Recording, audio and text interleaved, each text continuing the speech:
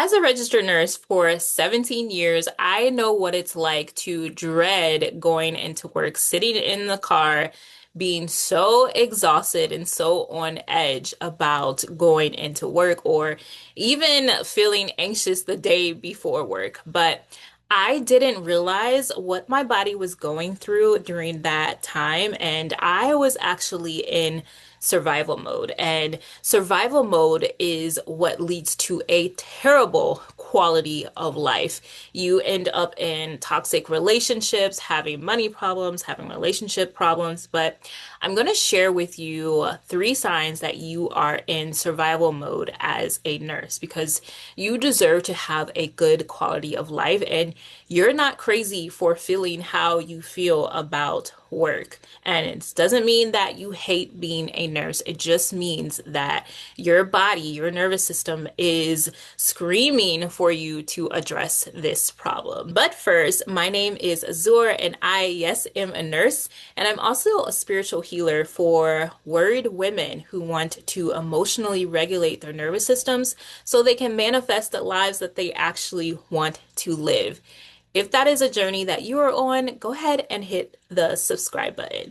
The first sign that you are in survival mode is that you are constantly exhausted, even when you are resting. Now, we often think that when we go home and we get off of work and we sit in front of the TV or we start scrolling or we just completely zone out, we think that that is resting. But what's actually happening is your nervous system has been and your body has been on alert for so long that it actually puts you in a freeze response in order to conserve energy. So you don't have energy to create. Let's say you want to take part in a hobby or you want to start a business.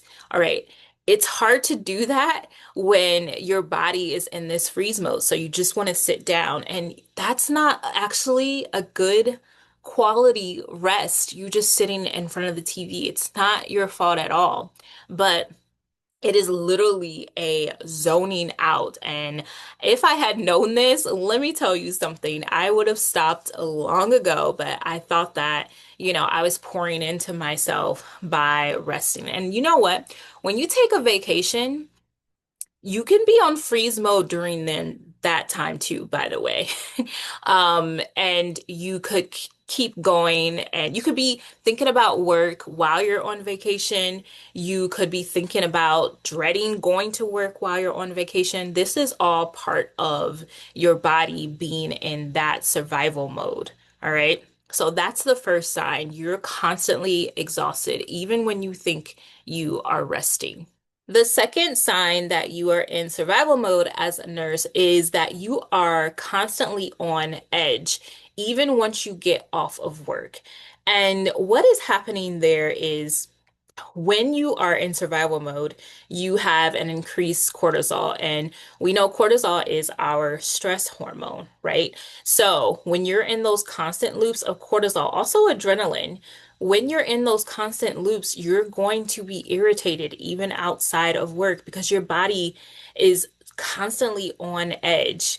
All right. And some of you may find that you're clenching your fist. I realize that sometimes I would wake up with, I still do sometimes, I would wake up with clenched fist. And that is because my body was always irritated, always on edge. When you're driving, anything could set you off because you are running, your body is running on cortisol, on adrenaline. So it feels like it has to constantly go. All right. So if you find yourself constantly irritated, wanting to bite somebody's head off, even if you don't, all right, you are in a survival mode. The third thing, and this is so huge for us. The third sign that you are in survival mode is that you don't have a good relationship with money, or you find that you have money problems, or you find yourself trying to figure out money, but you're not able to. This is not your fault. It's because your body is in such a survival mode that you're not able to plan for your future. This was huge for me, and I had a lot of shame shame about it because I'm a single nurse. I was a travel nurse. I made a lot of money, but often I found myself living paycheck to paycheck, and it did not make sense to me. But what I didn't know is when your body is in survival mode, when your amygdala, your brain's alarm system is going off, it actually hijacks control and it shuts down the function of the prefrontal cortex. Now, the prefrontal cortex we know is what's involved with planning, with decision making, with logic, with rational thinking. So I was not able to actually sit down and have a plan for my money.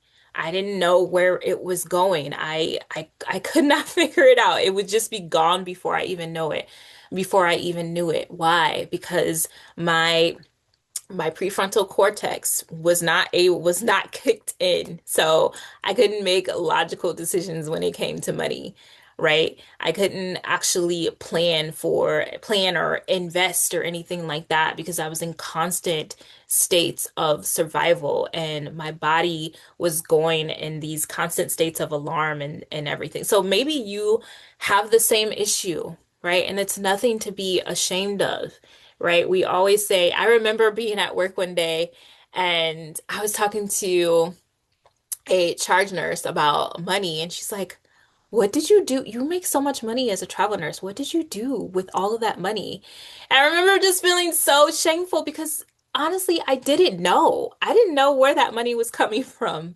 But now that I've been able to heal those survival wounds, I am actually experiencing some of the best relationship that I've ever had with money. And it feels really good to be able to have a clear plan and to have clarity on my spending and knowing where my money is going. So that's a third sign that you are in survival mode. Now, what can you do about this? Of course, the only answer is to heal your body from these survival modes, healing your nervous system, moving it out of states of constant alarms. And one thing that can help you do that is a ritual. Now, a ritual is just a structured, repetitive action that you take that can actually soothe your brain's alarm system. So your amygdala, essentially, right? Can move you out of that sympathetic fight, flight, or freeze response into parasympathetic nervous system response. And for example, if you get up in the morning, you have your tea or your coffee right before your shift, that's a ritual. It makes you feel good. But I actually have science-backed nervous system rituals that can actually help you. They are self-led and they're meant to help pull you out of survival mode so that you can start manifesting the life that you want. Maybe you just want to live a more tranquil, peaceful life. You want to be able to start a shift not being in survival mode. Maybe you want to start a business. Maybe you want to increase the possibility of promotion in your career. Or maybe you have a purpose that you don't even know what you want to do, but you feel like there's something else for you to do. The rituals that I have a money, magnetism ritual. I have a love magnetism ritual. I have a purpose and path magnetism ritual, and I have a shower ritual. And again, these are science backed, and I lead you through a ritual that you do on your own. And then there's also an audio with me helping you through the ritual. So I will put the links below for that. Also, I'm an intuitive reader, so I have a nervous system soother reading, and I have a bunch of different readings. So just check my schedule, click the link down below for more information on all of that. Thank you so much for watching. Hit the like button if you enjoyed this and comment below. Let me know what else you want to learn about and hear when it comes to healing your survival wounds as a nurse. Thank you so much for watching. Bye.